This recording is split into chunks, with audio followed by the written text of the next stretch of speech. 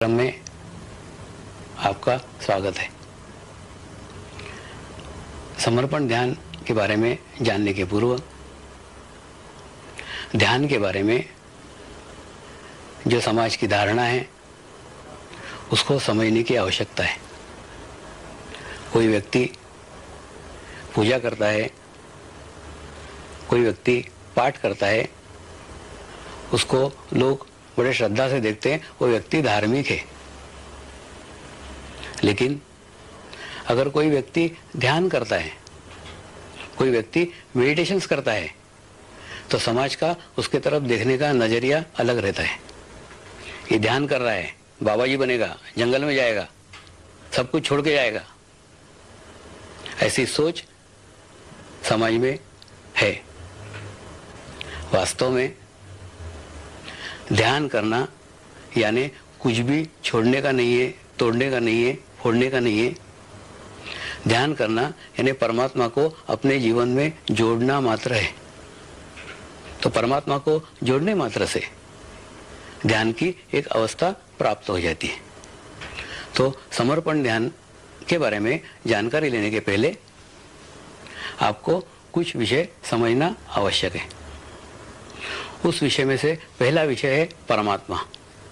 हम सोचते हैं कि परमात्मा कहीं बैठा हुआ है और वो देख रहा है इस सृष्टि को कि मैंने कैसे सृष्टि बनाई है, वो कैसे चल रही है, कैसे क्रियान्वित है। तो ऐसे परमात्मा का अस्तित्व विश्व में कहीं नहीं है। ये हमारी सिर्फ कल्पना है। कल्पना में हम विचार करते हैं कि ऐसा परमेश्वर कहीं बैठ के हमको देख रहा है। वास्तव में परमेश्वर इस पूरे विश्व के कण कण में फैला हुआ है। इस विश्व को संचालित करने वाली शक्ति परमात्मा है। एक कली को फूल बनाने वाली शक्ति परमात्मा है। एक बीज को अंकुरित करने वाली शक्ति परमात्मा है। तो परमात्मा का हमें बार बार एहसास होता है हमारे जीवन काल में। जो क्रियान्वित करने वाली शक्ति है, जो विश्व को संचालित करने वाली शक्ति है, वो शक्ति परमात्मा की शक्ति है। लेकिन जब यही शक्ति सामूहिकता में आती है, कलेक्टिविटी में आती है, तो उसका एहसास हमें होने लग जाता है। हम हमारे जीवन काल में पहाड़ के सानिध्य में जाके रहते हैं। जैसे ही पहाड़ के सानिध्य में जाके रहते हैं, हमको अच्छा लगता है, हमको प्रसन्नता लगती है। क्यों? क्योंकि वहाँ हजारों साल से हजारों पत्थर सामूहिकता में, कलेक्टिविटी में वहाँ रह रहे हैं। तो ऐसे कलेक्टिविटी के कारण, सामूहिकता के कारण हम जैसे पहाड़ के पास जाते हैं, हमको अच्छा लगता है, हमको प्रसन्नता लगती है, हमारे विचार बंद हो जाते हैं, हमको आत्म शांति मिलती है। ठीक इसी प्रकार से जब हम किसी नदी के सानिध्य में जाते हैं, तो नदी के सानिध्य में भी पानी के हजारों लाखों कणों की सामूहिकता है, जो एक संथ गति से एक प्रवाह में बह रहे हैं। जब उसके सानिध्य में हम जाके बैठते हैं, हमको प्रसन्नता लगती है, हमको आत्म शांति लगती है। वहां पे भी परमात्मा की सामूहिक शक्ति है। यानी परमात्मा जहाँ सामूहिकता में, वहां वो उसका एहसास कराता है। ऐसी की ऐसी स्थिति सागर के पास भी है। जब हम सागर के किनारे जाते हैं, तो समुद्र किनारे पे हमारे पूरे विचार बंद हो जाते हैं। हम एक आत्मिक शांति का अनुभव करते हैं, क्योंकि वहां पे भी हजारों पानी के कण आज हजारों वर्ष से सामूहिकता में रह रहे हैं। तो कहने का मतलब, पहाड़ के पास पत्थरों की सामूहिकता है, नदी के पास पानी के कणों की सामूहिकता है, समुद्र के पास पानी के कणों की सामूहिकता है। ठीक इसी प्रकार से अगर आप किसी समाधिस्थ गुरु के समाधि के सानिध्य में भी जाएं, तो आपको यही अनुभूति होगी। वहां जाके आपको एक निर्विचारता का स्थिति प्राप्त हो जाएगा, आपको एक शून्य का स्थिति प्राप्त हो जाएगा। क्यों? क्योंकि यहाँ वो शरीर रखा हुआ है जो शरीर अपने जीवन काल में हजारों लाखों शरीरों के साथ जुड़ा हुआ था। तो हजारों लाखों आत्माओं की सामूहिक शक्ति उस शरीर के पास है, इसलिए उसके सानिध्य में हम जैसे जाते हैं, उस समाधि के सानिध्य में हमको शांति प्राप्त होती है। लेकिन उसके सानिध्य में हमको जाना होगा। हमारा इन सब से कनेक्शन इस प्रकार सा है, मतलब अगर हम पकड़ के रखेंगे तो पकड़ में रहेगा, अगर हमारी पकड़ थोड़ी भी ढीली हो गई तो पकड़ छूट जाएगी। लेकिन आवश्यकता है एक जीवंत गुरु की। जीवंत गुरु के सानिध्य में हम जैसे जाते हैं, तो जीवंत गुरु के सानिध्य में भी हमको वही अनुभूति होती है जो पहाड़ के सानिध्य में होती है, जो नदी के सानिध्य में होती है, जो समुद्र के सानिध्य में होती है, जो समाधिस्थ गुरु के सानिध्य में होती है। ठीक इसी प्रकार की अनुभूति हमको जीवंत गुरु के सानिध्य में भी होती है। लेकिन जीवंत गुरु के पास जीवंत इच्छा शक्ति है, तो जीवंत इच्छा शक्ति के कारण वो उसके भीतर की सामूहिकता आपके भीतर प्रवाहित कर सकता है। और जब वो आपके भीतर प्रवाहित कर दे तो उसकी अनुभूति आप संजो करके रख सकते हैं। एक बार वो आपके भीतर बीज डाल दे आध्यात्मिकता का, तो आप उसको वृक्ष बना सकते हैं। लेकिन बिना जीवंत गुरु के आध्यात्मिक प्रगति संभव ही नहीं है। कि मेरे 40 साल के अनुभव के आधार पर कह रहा हूं, मैं भी उस अनुभूति के पीछे सालों तक भटका हूं, और बाद में जाके जब मेरे गुरुदेव से मुझे अनुभूति प्राप्त हुई तो गुरुदेव के चरणों पे ही नतमस्तक हुआ, और वहां से सारी विश्व की जानकारी, सारे विश्व का ज्ञान उसी जगह से प्राप्त हुआ है। गुरु चरण वो स्थान है जिस स्थान से हमको विश्व की सारी चेतना हमको प्राप्त हो सकती है। उस चेतना का चुनाव, उस शरीर का चुनाव हमने नहीं किया है, विश्व चेतना ने हमसे माध्यम बना के हमारे को मिलने के लिए उस माध्यम का चुनाव किया है। वो माध्यम विश्व चेतना का चुनाव हुआ है। तो अगर वहीं पे हम हमारी एकाग्रता करते हैं तो सब कुछ हमको उससे ही प्राप्त हो सकता है। आप गुरु के सर की तरफ देखो, गुरु को कोई फर्क नहीं पड़ेगा। आप गुरु के छाती की तरफ देखो, गुरु को कोई फर्क नहीं पड़ेगा। आप गुरु के घुटने की तरफ देखो, गुरु को कोई फर्क नहीं पड़ेगा। लेकिन अगर आप गुरु चरण की तरफ देखते हो तो भी गुरु को कोई फर्क नहीं पड़ेगा। फर्क पड़ेगा आपको, क्योंकि गुरु चरण वो स्थान है जहां आप पूर्णतः झुक रहे हैं।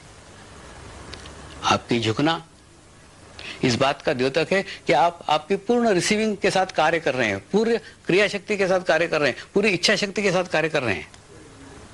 तो गुरु चरण वो स्थान है जहां पे झुक करके आप विश्व की सारी चेतना वहां से ग्रहण कर सकते हैं, संपूर्ण जानकारी ग्रहण कर सकते हैं। मैं गत वर्ष थियोसॉफिकल सोसाइटी में लेक्चर देने को गया था। वहां मैंने उनको कहा, आप सब बड़े बड़े विद्वान मेरा लेक्चर सुनने के लिए आए हैं, आपने हजारों पुस्तकें पढ़ी हैं, हजारों ग्रंथ पढ़े हैं, और आप उस अनपढ़ का लेक्चर सुनने आए जिसने जीवन में एक अक्षर भी पढ़ा हुआ नहीं। तो ये सारा ज्ञान, सारा नॉलेज सिर्फ गुरु चरण से मुझे प्राप्त हुआ है। दुनिया के कोई पुस्तक का एक अक्षर भी पढ़ा हुआ नहीं है। अनुभूति इस पुस्तकों से परे है। पुस्तकें आपको परमात्मा तक पहुंचा सकती है, परमात्मा की अनुभूति कभी नहीं करा सकती, क्योंकि पुस्तक निर्जीव है और आप सजीव हो। तो निर्जीव पुस्तक सजीव को कैसे ज्ञान दे सकता है, कैसे अनुभूति दे सकता है? दे ही नहीं सकता। जैसे पुस्तक में अगर गाय का चित्र देखते हो तो आप जान सकते हैं गाय को 2 सींग होते हैं, गाय को 4 पैर होते हैं, गाय को एक पूंछ होती है, गाय कभी कभी दूध भी देती है और दूध पीने से मीठा लगता है। ये सब पुस्तक से जानकारी प्राप्त हो सकती है, लेकिन पुस्तक की गाय आपको दूध नहीं पिला सकती। अगर आपको दूध पीने का है तो आपको जीवंत गाय के पास ही जाना होगा। ठीक इसी प्रकार से ज्ञान आपको परमात्मा तक पहुंचा सकता है, परमात्मा की अनुभूति कभी नहीं करा सकता। तो परमात्मा की अनुभूति के लिए आपको सदगुरु के पास ही जाना होगा। मुंबई में जब मैं आता था तो वहां पे एक बहुत बड़े डॉक्टर थे जिन्होंने 30 साल मेडिटेशंस के ऊपर किताबें लिखी थी, 30 साल ध्यान के ऊपर किताबें लिखी थी। और जब भी मेरा लेक्चर सुनने के लिए आते थे बोलते थे, स्वामी जी आप तो ये कह रहे हो, वो ग्रंथ में तो ये लिखा हुआ है, ऐसा बार बार मुझे बोलते थे। लेकिन बार बार मिलने के बाद मेरी उनके साथ दोस्ती हो गई, मेरी मित्रता हो गई। फिर एक दिन मैंने उनको रिक्वेस्ट की, डॉक्टर साहब कल सवेरे 6 बजे मेरे घर अंगूठा छाप बन करके आ सकते हो क्या? तो हंसने लग गए, ऐसा काय को बोल रहे हो? मैं बोला आओ फिर बताऊंगा। दूसरे दिन सवेरे 6 बजे वो मेरे घर आए, मैं ध्यान करते बैठा हुआ था, वो ध्यान करने बैठ गए, 1.25 घंटे ध्यान में बैठे रहे। और 1.25 घंटे के बाद कहते हैं, स्वामी जी 30 साल से ध्यान के ऊपर किताबें लिख रहा हूं, ऐसी अनुभूति मेरे को मेरे जीवन में कभी नहीं हुई। ऐसा क्यों? मैंने उनको कहा, कार लेके मेरे घर आए हो, कार से मेरे घर में नहीं घुस गए, कार बाहर खड़ी करी और पैदल पैदल मेरे घर में आए हो। ठीक उसी प्रकार से आज आप अंगूठा छाप बन करके आए हो, आज सारा पुस्तकों का ज्ञान छोड़ करके आए हो। तो पुस्तकों का ज्ञान छोड़ने के बाद में आपकी रिसीविंग पावर बढ़ गई, आप छोटे से अबोध नन्हे से बच्चे बन गए। तो उसके कारण आज आपको परमात्मा की अनुभूति हुई है। पुस्तकें आपको परमात्मा तक पहुंचा सकती है, पुस्तकें परमात्मा की अनुभूति कभी नहीं कर सकती। ये वेस्टर्न जगत में यही समस्या है। अभी गत महीने में ही मैं जर्मनी का दौरा करके आ रहा हूँ। जर्मनी में बहुत बड़े बड़े प्रोफेसर, बहुत बड़े बड़े विद्वान सब एकत्र होकर हम लोगों ने चर्चा की। बोले स्वामी जी, हमारे पास कोई गुरु नहीं है, जीवन तो गुरु नहीं है। आध्यात्मिक इच्छा होती है, लेकिन पुस्तकों के सिवा हमारे पास कोई माध्यम ही नहीं है, तो हम क्या करें? मैंने उनको कहा, तुम्हारे पास इच्छा शक्ति है, भारत में जीवन तो गुरु है, दोनों मिलकर ही विश्व का कल्याण हो सकता है, विश्व में शांति हो सकती है। तुम विश्व शांति की बातें सोच रहे हो, लेकिन विश्व शांति के लिए तुम खुद कुछ नहीं कर सकते। पिंडे ब्रह्मांडे, ब्रह्मांडे पिंडे। अगर आपको विश्व में शांति लानी है तो सबसे पहले आपको आपके अंदर शांति लाना होगी। शांति बंदूक से नहीं आ सकती, शांति पुस्तक से नहीं आ सकती, क्योंकि ये दोनों ही चीजें निर्जीव हैं। शांति सजीव एहसास है। वो एहसास आपको तब हो सकता है जब आप किसी जीवंत गुरु के सानिध्य में जाओ, वो आपके ऊपर करुणा करे, आपके ऊपर कृपा करे, तो उसकी अनुभूति वो आपके अंदर डाल सकता है और उसके बाद में आप उसको वृद्धिगत कर सकते हो। तो विश्व शांति की शुरुआत आपको आपसे करना होगी। अगर आप विश्व के शांति की तरफ सोचोगे, यानी विश्व के अशांति की तरफ सोच रहे हो, तो एक जने की भर आप उसके अंदर डाल रहे हो, उससे कोई विश्व शांति नहीं आ सकती।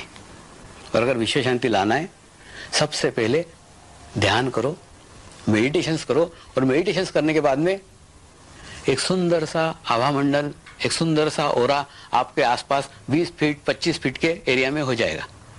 और जब ऐसे 20 फीट के 25 फीट के एरिया में कोई व्यक्ति अंदर प्रवेश करेगा, आत्म शांति का अनुभव प्राप्त करेगा, कल्याण का अनुभव प्राप्त करेगा, तो एक छोटा सा विश्व, एक 15 फीट का विश्व, एक 20 फीट का विश्व आपके आसपास निर्माण हो जाएगा। और ऐसा विश्व लेके आप विश्व के किसी भी कोने में चले जाओ, आपके साथ कोई बीमारी नहीं होगी, आपके साथ कोई वायरस नहीं आएगा, आपके साथ कोई एक्सीडेंट नहीं आएगा। जो भी व्यक्ति आएगा वो एक आत्म शांति को प्राप्त करेगा। और ऐसा अगर प्रत्येक व्यक्ति ने एक सुंदर ओरा अपने आसपास निर्माण कर लिया, तो हो सकता है वो विश्व में शांति आ जाए। लेकिन जब तक आप आपसे शुरुआत नहीं करते, आपका चित्त दूसरों के दोषों की तरफ है, तब तक कभी प्रगति नहीं हो सकती, कभी प्रोग्रेस नहीं हो सकती। एक बार रामकृष्ण मिशन के डॉक्टर लोगों का मैंने शिविर लिया, तो डॉक्टर अपने आदत के अनुसार प्रश्न पूछते हैं। मेरे को भी पूछा, स्वामी जी आप इतने देशों में जाते हो, इतने जनों का खाने खाते हो, इतने जगह का पानी पीते हो, आपको डायरिया नहीं होता क्या? मैंने उनको उत्तर दिया, डायरिया तो आप मेरे बहुत पास की बात कर रहे हो, मैं जिस मोटर से जाता हूं उस मोटर का एक्सीडेंट भी नहीं होता। तो उनको बड़ा विचित्र लगा कि स्वामी जी इतने विश्वास के साथ ये बात कैसे कह रहे हैं। तो उन्होंने रामकृष्ण मिशन के मठाधीश को प्रश्न किया कि स्वामी जी इतने विश्वास के साथ ये बात कैसे कहते हैं। तो उन्होंने कहा, जो आदमी ध्यान करता है, जो आदमी मेडिटेशन करता है, उसके आसपास आवामंडल निर्माण हो जाता है, उसके आसपास एक ओरा निर्माण हो जाता है। उस ओरा के अंदर कोई भी वायरस नहीं आ सकता, कोई भी बीमारी नहीं आ सकती, कोई भी दुर्घटना नहीं आ सकती, कोई कुविचार नहीं आ सकता है। आप बुरे विचार लेके भी उस ओरा में जाओगे, उसके सानिध्य में आप अच्छे हो जाओगे। तो ऐसा सुंदर ओरा, ऐसा अच्छा ओरा आपका भी हो, ये मेरी इच्छा है। लेकिन उसके लिए आपको ध्यान करने की आवश्यकता है, इसके लिए आपको मेडिटेशन करने की आवश्यकता है। ऐसा अगर करोगे तो होगा। आज आप सोच रहे होंगे कि मेडिटेशन की क्या आवश्यकता है, इतना साइंस का युग डेवलप हो गया है। लेकिन साइंस के युग में विचारों का अध्ययन नहीं होता। डॉक्टर उस शरीर का अध्ययन करता है जिस शरीर को टच करके देखा जा सकता है, जिसको स्पर्श करके देखा जा सकता है। सिर्फ इसी का अध्ययन मेडिकल साइंस में है, विचारों का अध्ययन मेडिकल साइंस में नहीं है। जबकि मनुष्य की 90% समस्याएं सिर्फ विचारों से संबंधित है। अगर आपके विचार अच्छे हैं तो आपका स्वास्थ्य अच्छा है। इसीलिए मैं दूर से देख के बताता हूं कि फलाने फलाने देश में तुम्हारा भाई रह रहा है, उसको ये बीमारी है, तो डॉक्टर आश्चर्यचकित हो गए जाते, तुम यहाँ बैठ के उसके बारे में कैसे बताते हो? मैं बताता हूँ, उसका ओरा देखता हूँ, उसका वाइब्रेशन देखता हूँ, उसके विचार देखता हूँ, वो क्या विचार कर रहा है, उसके विचार से उसका ओरा कहाँ खराब हुआ है, वहां से उसको बीमारी आने वाली रहती है। उसकी पूर्व सूचना पहले आपके ओरा पे प्राप्त होती है। पहले आपके विचार दूषित होते हैं, फिर आपका शरीर दूषित होता है। लेकिन मेडिकल साइंस में इसका कोई अध्ययन नहीं है। मेडिकल साइंस में ऐसी कोई टैबलेट नहीं बनी है जो गोली एक सुबह खा लो और एक शाम को खा लो, आपको कोई विचार ना आए। जब तक ऐसी गोली नहीं बनती तब तक परमात्मा के ध्यान के अलावा और कोई रास्ता नहीं है, कोई मार्ग नहीं है। लेकिन परमात्मा यानी विश्व चेतना, धर्म यानी मनुष्य धर्म, क्योंकि हम मानव योनि में पैदा हुए हैं। कुत्ते के पिल्ले होते, कुत्ते से तरीका प्रामाणिकता से रहना हमारा धर्म होता। अगर हम घोड़े के पिल्ले होते, तेज दौड़ना हमारा धर्म होता। लेकिन हम मनुष्य के पिल्ले हैं, इसलिए प्रेम करना हमारा धर्म है। तो मनुष्य धर्म हमारा धर्म है। और सदगुरु वो जीवंत माध्यम है जिस माध्यम के द्वारा हमको पूरी विश्व चेतना प्राप्त हो रही है। तो सदगुरु के सानिध्य में रहना ही ध्यान है। ध्यान यानी कुछ नहीं। कई लोग आते हैं, स्वामी जी ध्यान करना मतलब क्या करूं? मैं बोलता हूं, तेरे को आदत लग गई है कुछ ना कुछ करने की। ध्यान यानी वो स्थिति है जिस स्थिति में कुछ भी किया नहीं जाता, कुछ करने का नहीं है, सिर्फ अपने अस्तित्व को अपने सदगुरु के चरणों में समर्पित करना, पूर्ण समर्पण करना, यही ध्यान है। अगर आप पूर्ण समर्पण कर पाए, अगर आप आपके अस्तित्व को भुला पाए, तो आप एक शून्य की अवस्था को प्राप्त करते हैं। और ऐसी शून्य की अवस्था प्राप्त करने के बाद में जो सदगुरु हजारों लोगों से, लाखों लोगों से जुड़ा हुआ है, उसकी सामूहिकता आपको प्राप्त हो जाती है। आप क्या करते हो? आपके जीवन में छोटी छोटी समस्याओं से घबरा जाते हो, डर जाते हो। एक गिलास का पानी है, उस गिलास के पानी में एक चम्मच काली शाही डाल दो, क्या होगा? एक चम्मच काली शाही से पूरा गिलास का पानी काला हो जाएगा। और वही एक चम्मच शाही अगर आप गंगा नदी में डाल दो, वो कहाँ चले गया पता भी नहीं चलेगा। सदगुरु वो गंगा नदी है जिसके अंदर आप आपकी समस्या है, आप आपकी बीमारियां डाल दो, वो कहाँ चली गई पता ही नहीं चलेगा। दूसरा, समाहित होना यानी सर्वस्व अर्पण कर देना। समर्पण यानी पूर्ण समर्पण। आपका अच्छा भी सदगुरु का है, बुरा भी सदगुरु का है, आपका खुद का अस्तित्व कुछ नहीं है, शून्य है। ऐसे अस्तित्व को अगर आप प्राप्त कर सके तो आप एक शून्य की अवस्था में पहुंच जाओगे। और उस शून्य की अवस्था में पहुंचने के बाद विश्व चेतना को आप ग्रहण करना शुरू करोगे। इसलिए आवश्यक है आप सर्वप्रथम अनुभूति को प्राप्त करें, और अनुभूति करने के बाद में आप अपने अस्तित्व को सदगुरु में विलीन करना सीखें। और अगर ये विलीन करना आप सीख गए तो आपका कनेक्शन उस विश्व चेतना के साथ जुड़ जाएगा। किसी का भी ध्यान करो, ध्यान अंततः परमात्मा का ही होता है। देखिए, जैसे ऊपर से एक भी बूंद गिरी, वो बूंद नदी में गिरे, वो बूंद पहाड़ पे गिरे, वो बूंद रेत में गिरे, अंततः सारी बूंदें समुद्र में समाहित होने वाली है। ठीक उसी प्रकार से आप किसी भी व्यक्ति का ध्यान करो, किसी भी मूर्ति का ध्यान करो, किसी का भी ध्यान करो, अंततः ध्यान परमात्मा का ही होने वाला है। लेकिन आवश्यक है अनुभूति सहित ध्यान होना चाहिए। आप कल्पना करो, आज हमारी आध्यात्मिक स्थिति यह है कि एक सुंदर, एक अच्छा खेत है, उस खेत के अंदर एक किसान रोज पानी डाल रहा है, एक खेत के अंदर रोज खाद डाल रहा है, और वो इच्छा कर रहा है यहाँ पे एक अच्छे आम का वृक्ष उग जाए। कभी उग सकता है क्या? कभी नहीं उग सकता। क्यों? क्योंकि उसके अंदर आम का बीज ही नहीं है। तो ये व्यवहारिक बात अगर आपके समझ में आ रही है तो ये बात भी समझ में आना चाहिए, जब तक आध्यात्मिकता का बीज हमारे भीतर नहीं आएगा तब तक आध्यात्मिक का वृक्ष हमारे अंदर से कभी नहीं उग सकता। इसलिए जीवंत गुरु के बिना अनुभूति नहीं हो सकती, और अनुभूति के बिना चित्त स्थिर नहीं हो सकता, और चित्त स्थिर नहीं हो सकता तो ध्यान नहीं हो सकता। तो सारा मार्ग, सारा रास्ता अंततः सदगुरु के द्वारा ही प्राप्त होता है। देखिए, सदगुरु का रोल एक इलेक्ट्रिशियन जैसा है। जैसे आपने पावर हाउस के सामने एक सुंदर बंगला बनाया है, सारे इलेक्ट्रिक के इंस्ट्रूमेंट ले लिए, लेकिन आपका कनेक्शन अगर पावर हाउस का नहीं है तो इलेक्ट्रिक के इंस्ट्रूमेंट बेकार है। फिर आप क्या करते हो? पावर हाउस के लिए एप्लीकेशन करते हो, और एप्लीकेशन करने के बाद में एक इलेक्ट्रिशियन आता है, वो आपका कनेक्शन पावर हाउस के साथ जोड़ देता है। और जोड़ देने के बाद फिर आपके ऊपर निर्भर है, आप 15 का बल्ब जलाओ, 40 का जलाओ, फ्लड लाइट जलाओ, या मेन स्विच ऑफ करके रख दो। लेकिन आप इच्छा करो कि इलेक्ट्रिशियन आके आपके घर के लाइट जलाए, आपके घर के बटन दबाए, तो दुनिया में कोई इलेक्ट्रिशियन आके किसी के घर के बटन नहीं दबाता। क्योंकि इलेक्ट्रिशियन को हजारों घरों में और कनेक्शन देने के हैं। ठीक इसी प्रकार से इलेक्ट्रिशियन जैसा रोल गुरु का है। गुरु आपका कनेक्शन परमात्मा के विश्व चेतना से करा देगा।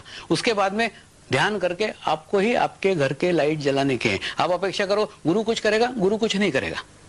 इसलिए गुरु का रोल बिल्कुल इलेक्ट्रिशियन सरी का है। इलेक्ट्रिशियन आके जैसे आपके घर का कनेक्शन पावर हाउस के साथ कर देता है, ठीक उसी प्रकार से गुरु आके आपका कनेक्शन परमात्मा के साथ कर देता है। उसके बाद में आपको ही आपकी प्रगति करने की है। आप करेंगे तो होगी, नहीं करेंगे नहीं होगी। तो आपके ऊपर डिपेंड है कि आप आपके घर में कितना उजाला चाहते हैं।